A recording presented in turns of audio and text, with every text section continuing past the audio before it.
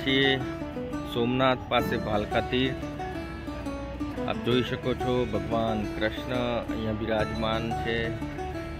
પીપળના વૃક્ષ નીચે પગ પર પગ મૂકી ભગવાન જ્યારે બિરાજમાન હતા ત્યારે પારધીનું જે તીર છે એ તીર તેમને અહીંયા વાગ્યું હતું।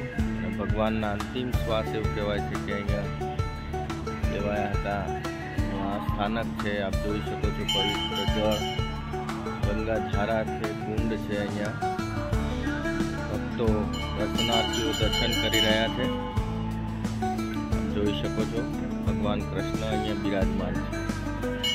હું પણ આજે પરિવાર સાથે ભગવાનના દર્શન કરવા પધાર્યો છું।